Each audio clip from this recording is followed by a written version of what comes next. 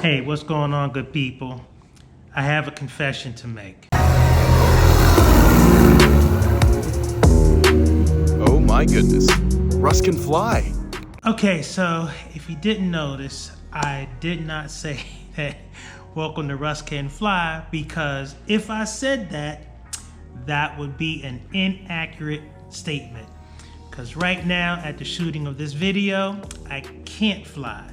And in fact, I am sitting in the hangar exactly in the place where Charlie would normally be. Now, I will say that this was a video that I really wasn't sure I wanted to make. And, you know, confessing what I'm about to say is really hard, because one of the things that has been a basis for this whole journey is that it's a spiritual one and it's one based in faith. And what I'm about to talk about in this video is the antithesis of that. And I really hate to admit that I found myself in a place that doubted and questioned, and to be quite frank, you know, still trying to negotiate some of the despondency associated with what's happening. And it's really interesting how big a role Charlie and this journey is playing in my life. And I'll tell you about the other side of what I was feeling and what I'm currently feeling. So let me back up. So as of the taping of this video, Charlie is currently in annual.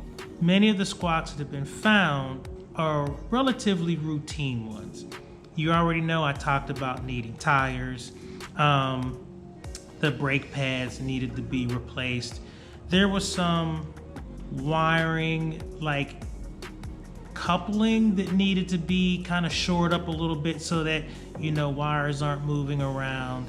And in the exhaust system, I can't remember exactly what the piece is called, but apparently over time this piece corrodes and you actually just kind of blow it out. And so that piece needs to be reinstalled inside the exhaust.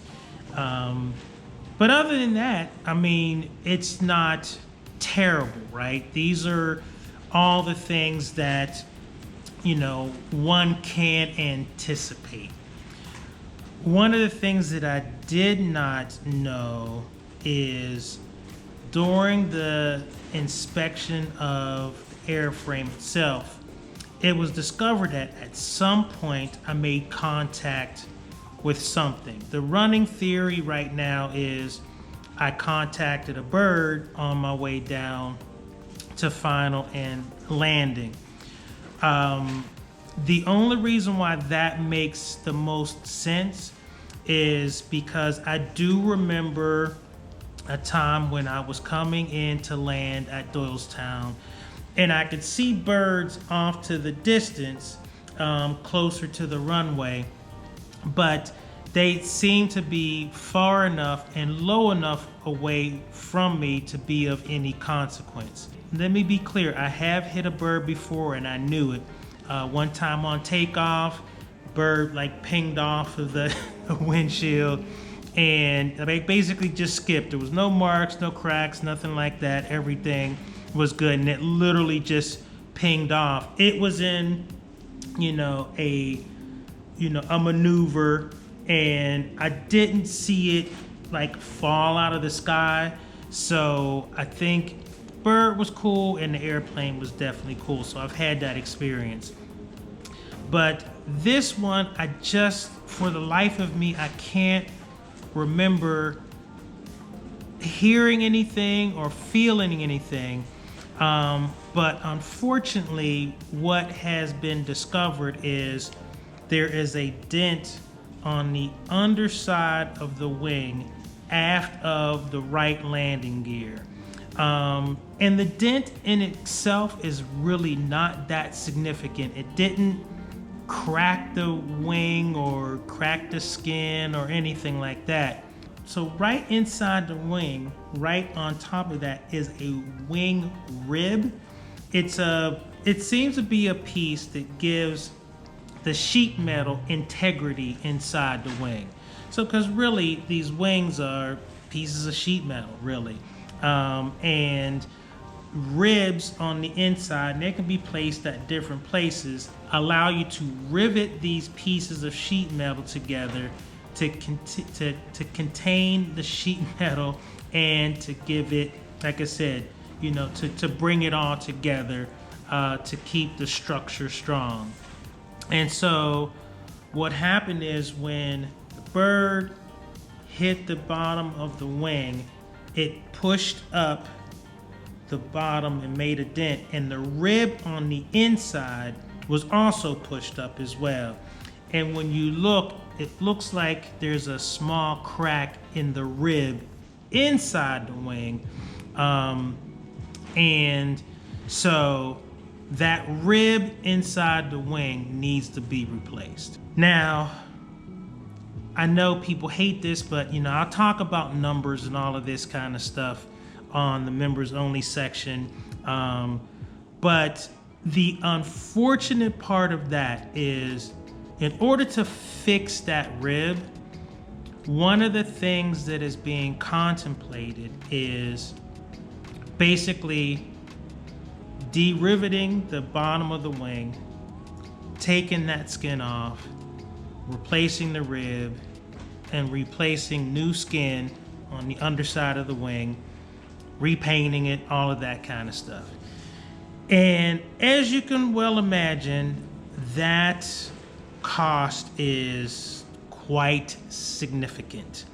You're starting to talk about an annual that's going to be in the 5 figures.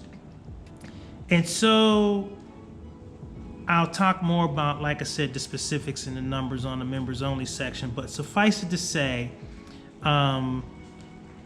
when I first started hearing this situation, I lost my faith in this whole journey. And I have to confess that there was a moment there where I started to say to the mechanic, you know what, I think my aviation journey is over, because I can't see a clear path where, from a financial standpoint, I can weather this storm, right? And so my immediate thought is, you're in over your head. You've always been in over your head.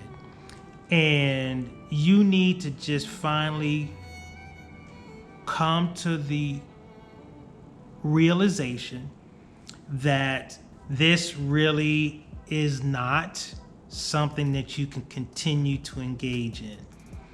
And the first thing I thought was, all right, what do I need to do to finish whatever needs to be finished for the part of the annual that I can navigate? And how do I go about advertising Charlie for sale so that, yes, I'd have to sell it. I think I would still get a decent price. It's still a strong avionics, amazing engine and compressions, all of that kind of stuff. But this fix needs to happen. And then, so I just thought maybe it should go to somebody else who just has a little bit more financial wherewithal. And again, I am not complaining, because the Lord has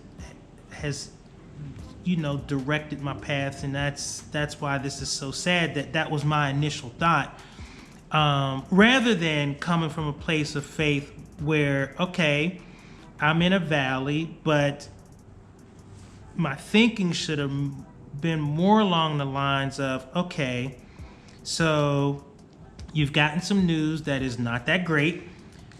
You're in a place that's not that great. But the first thought shouldn't be just give up, just throw in the towel. And that's when it hit me, wow, dude. So you profess, how much of a blessing this is. And now that there's a bump in the road, you're willing to just throw in the towel. And, it was a saddening thing to think that not only would I not be flying anymore, or maybe not flying my own aircraft, but I wouldn't have this space anymore. And I really was thinking, like, do I do this anymore? Like, my whole YouTube journey and reason for being is to create a space that if there are others who were interested in aviation, that there is a channel that demystifies how one can become a licensed private pilot, B, can get his or her instrument rating, and C, navigate airplane ownership. And if I wasn't doing any of those things, even if I went back to renting, I just couldn't get my head around, maybe I don't stop flying altogether, but that crossed my mind. I will just confess that I was just completely despondent, and only thing I can think of, I'm gonna leave Doylestown for the last time as a private pilot, and as a person who has this wonderful, wonderful community. And how was I going to talk about, basically disengaging from this whole process? And so one of the things that is now happening is, I've been able to take a step back. I've been able to pray. And more than anything, I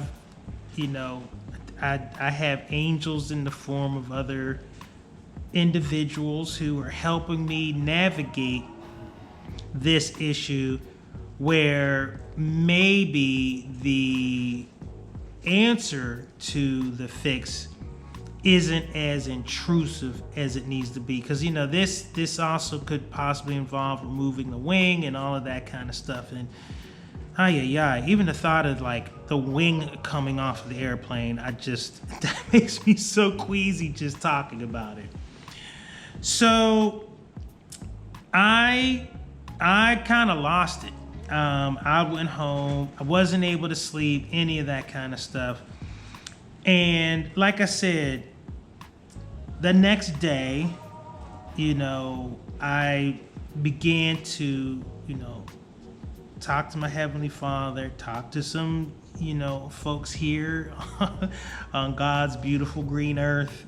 And I began to think about the fact that, why are you so quick to give up? At the time that I'm making this video, the Caribbean island of Jamaica will have been in week 1 or 2 post hurricane.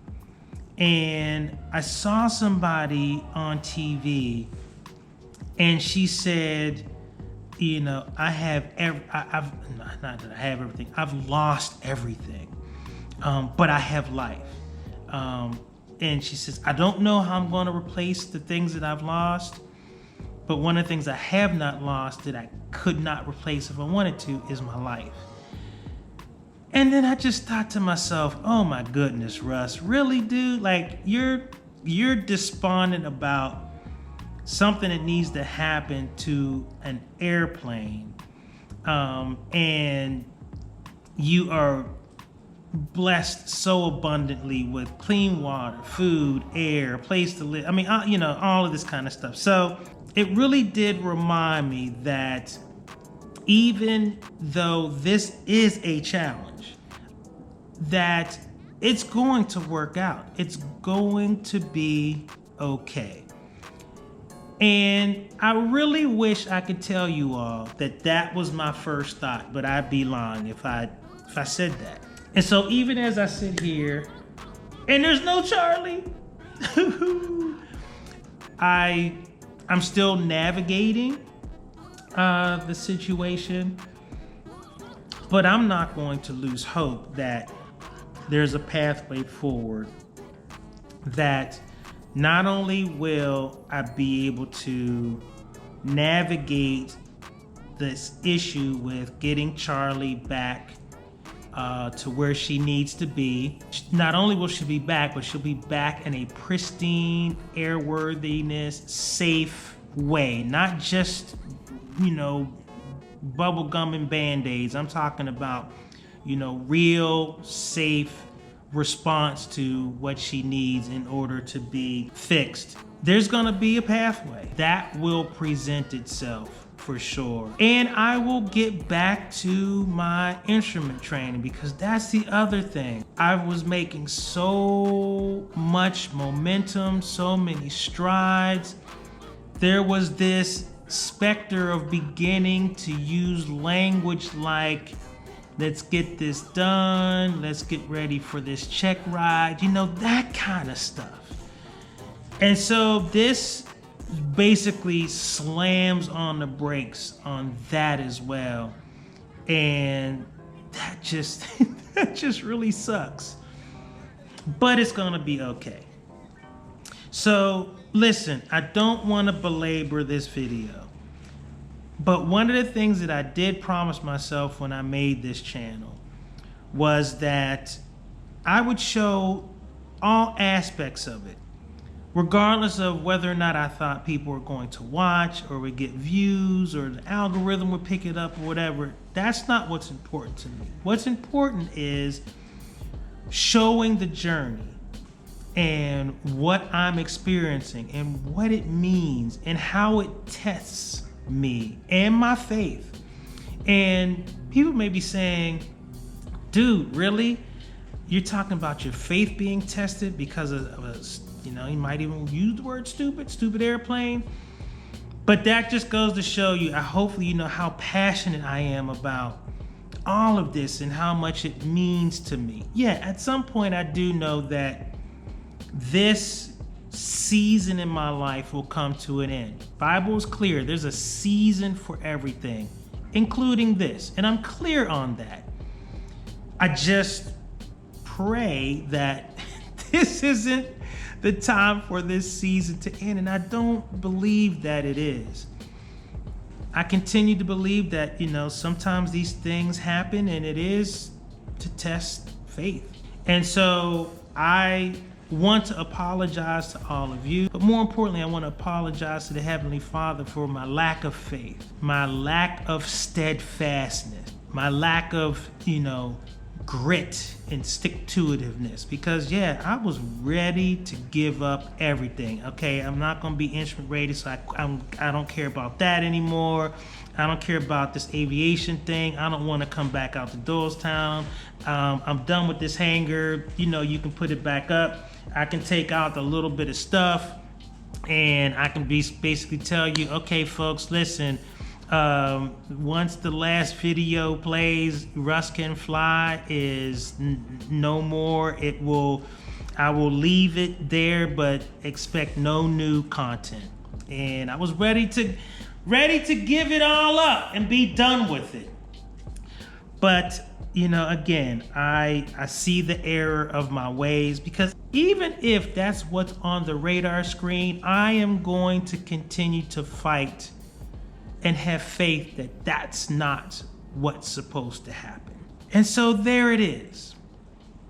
And again, I feel strange making this video because it's showing a weakness that I really didn't want to share, and not sure when I signed up to this if I wanted to be this vulnerable, because I can only imagine what some of the comments may look like, once this video goes live. But I definitely wanted to honor this journey by showing all that it entails. And right now, what it entails is I've got a challenge, and it's a significant challenge, and it's going to call for a lot of different maneuverings, be it financial, spiritual, all of those things. But I wanted to let you all know that I thank you all for being there. This is actually very helpful. Even though I'm not talking to you because you're not over there, you get what I'm saying. But it's helpful to be able to talk through these things, at least with a community that understands who I am in this space, because many of you have been rocking with me for 4 or 5 years that I've been on this journey. And so I know many of you who are also pilots understand like the real visceral reaction that I had to that kind of news, that my plane is damaged and unairworthy, and it's going to cost, thousands upon thousands of dollars to get it back to where it needs to be. So, but this is helpful, and it's going to get figured out. So what's my ask? So my ask is this: just keep praying for me. And not so much that the material part gets handled, right? Because I think the good Lord has that. But this inner part, this quick to get to, okay, rather than facing the challenge, just, okay, what is the challenge? What are the options? How do I navigate that? Because that's the part that I'm really sad about, that my first reaction was to give up, was to quit, was to throw in the towel. And that's not who I think I am. That's not who I am in other aspects of my life. And yes, this journey brings with it so many unknowns, so much that I don't understand and know about airplanes and airframe, and and intellectually I know, but I don't know what it is to de-rivet and reskin and all of this kind of stuff. Remove the wings, all that. I just haven't been around and oriented to all of that kind of stuff. So in my mind, that sounds disastrous, right? Everything has this huge significance, and then anything that you do in aviation is so expensive. And so I just sometimes find myself in this space of fear around this. And that's the thing that kind of disappoints me in myself, because I should not be in this place of fear. And even though there's many things that I can't control, or sometimes I feel out of control, that doesn't mean that I still should have a spirit of fear around my lack of control, because even though I don't have control, there's somebody who has control of everything. So that's it, people. I know this is so strange, and I tell you, this journey is taking me to some places that I never thought I would find myself in, especially as it relates to this social media aspect, that I would be burying myself in this media in this way. So here's what I will say. I am being as transparent as I can be about what feels like a significant challenge to me. So here's my other takeaway. I know there's some of you who may be thinking, Russ, not a big deal. Or, oh, dude, cry me a river. First world problems, right? And it's interesting, things that challenge someone may seem like not a big deal to somebody else. But one of the things I will say is, I think the way you show another human being grace is to not look at the challenge from your perspective, but be empathetic enough to understand what it must be like for that person as they experience the challenge for themselves. Because for them, it's a significant undertaking, as is this current situation.